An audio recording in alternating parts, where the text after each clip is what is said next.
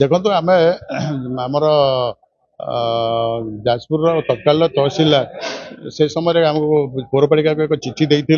क्रीड़ाभूमि भित्तिभूमि विकास क्रीड़ा भित्तिभूमि विकास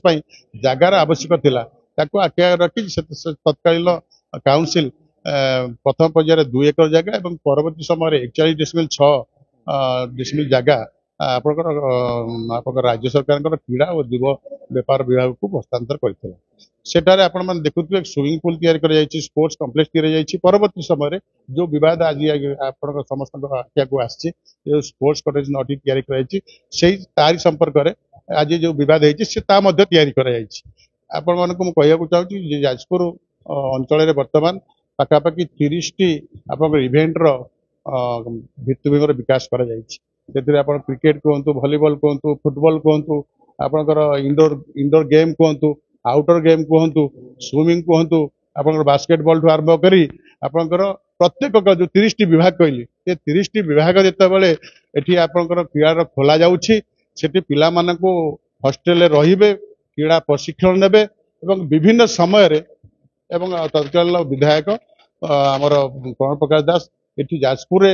गोटे एकाडेमी करने स्पोर्ट्स एकाडेमी करने आप से योजना थिला एवं तत्कालीन जिलापाल से संपर्क कार्य आरंभ कर तेणु आखि आगे रखी आपंकर जो स्पोर्ट्स पर्सनालिटी माने आसवे जो माने नेशनल इंटरनेशनल लेवल प्लेयर्स माने आसवे से आकोमोडेशन जाजपुर कौन जगह ना तेणु आखि आगे रखी ये जो स्पोर्ट्स कटेज गुड़िक निर्माण कर परवर्ती समय जो कार्यकारी हम जो स्पोर्ट्स एकाडेमी हम स्पोर्ट्स इवेंट हम नेशनल इंटरनेशनल मीट हम से जो मैंने आसवे रे व्यवहार करेंगे यही उद्देश्य क्रीड़ार विकास एटा भारत सरकार स्वीकृतिप्राप्त संस्था आपंकर नवरत्न कंपनी जहाँ निर्माण करी जिला क्रीड़ा विभाग को हस्तांतर कर जेहेतु आपंकर जिलापाल एक स्पष्टीकरण दे सारी